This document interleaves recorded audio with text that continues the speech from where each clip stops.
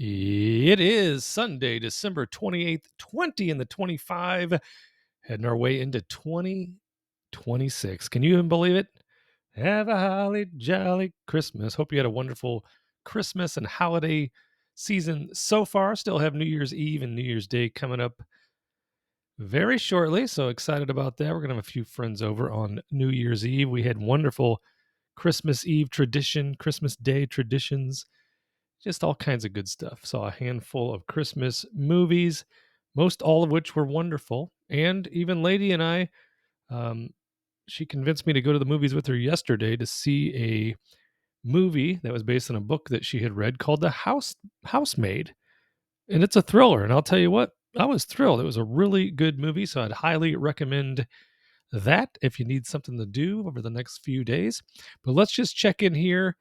I don't think I did a single video last week, just enjoying myself. Did a little bit of trading. I'll show you that, the results of which in just a moment. But so far, here we are this year. I did take another 50,000 out of the account since the last I saw you. So right now, year to date, we are at $686,869 in profit for a return of 44.18%. I will tell you this, I'm very thankful for that number. If you would have told me in January of 2025 that I would be over 40% return, I would have said, you crazy. But we're very fortunate to be here right now. So let's hopefully keep things going, learn some more about trading, get the emotions under control and steady Eddie in 2026. I'm excited about that. Last week, like I said, it was just a handful of trades. Came off a huge week the week before because of the big silver trade. And then the week before that, another huge week. And the week before that, a monster week. So we are on quite a heater. Whew. So hopefully we can continue to keep things going. But last week, not that I would ever be upset with $9,279 in a week, and I'm certainly not. Did have a small gold trade. I took it on Friday, which would have been the 19th, and I took it off on the next trading day, which was the 22nd, for a cool $4,950, and then just had a small couple of trades: ES 787, silver futures 1625, ES 1837. And I thought about, and I tried to, but I had a tight stop on natural gas. Oh, I put $80 in the wallet there, so that was last week's results. But I wanted to show you something very interesting that I have uncovered today. Doing a little research before the market, futures market opens in 2 hours and 9 minutes, and it was this. Okay, so the CME has they raised their margin requirements on silver futures on December 12th. And this is what went on that day. As you can see, it went down $4. See that big red move down? I know it's nothing compared to the move since then, but it was just that move that I was interested in at that moment. In fact, my last, let's go here so I can actually see where this is going on the screen. My last physical purchase, as you can see, was 1213. So that would have been that Saturday, the day following that move down. That Saturday, I made my most recent purchase of physical silver. Turned out to be an excellent day to do so.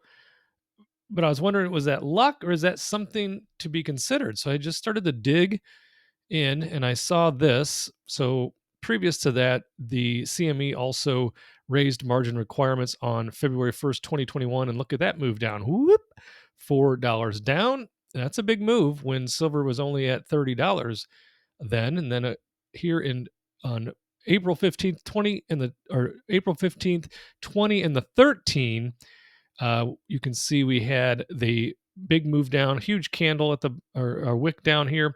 It was a $5 day down on silver. And then I was trying to put the other ones up that I had researched, and I was just having tough technical difficulties with TradingView. So I just wanted to run them by you verbally.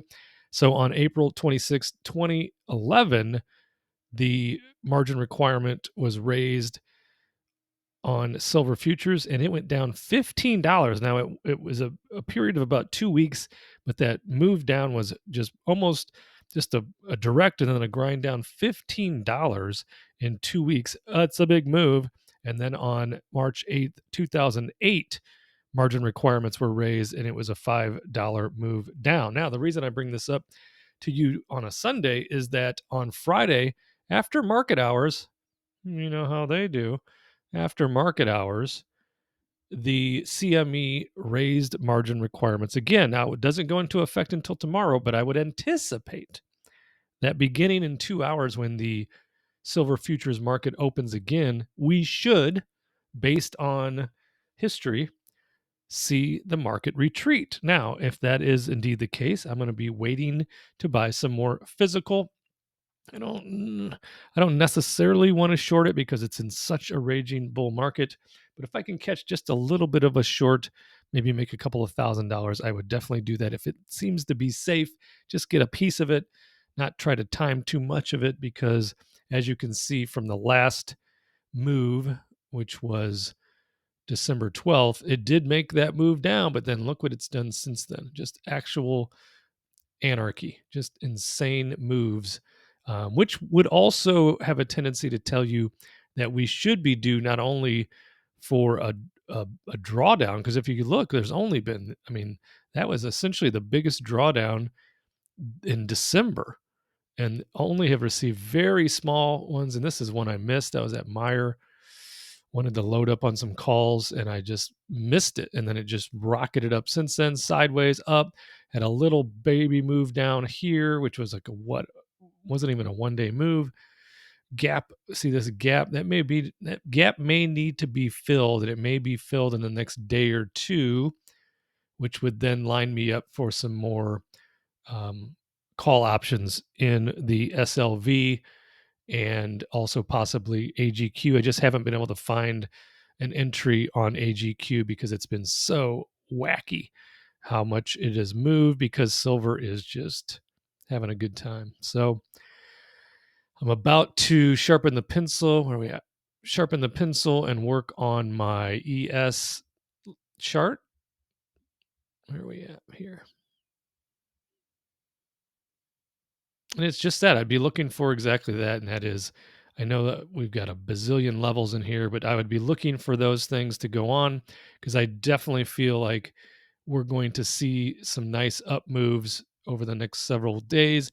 But I would love to get a little bit of an entry where we have that typical move where it elevators down and then squeezes up, and then maybe up and up and up. That's what I'd be looking for in the S&P futures. So, talked about Bitcoin a couple weeks ago. We put this up a couple of weeks ago and talked about if it can get into that upper half of this range, then maybe, just maybe, we can get some traction. And it has done none of that. It has stayed in this lower range. So I would be, for me, you do exactly whatever you want. I'm certainly staying away from Bitcoin. In fact, I just told my buddy a few days ago, he's like, hey, what do you think about Bitcoin right now?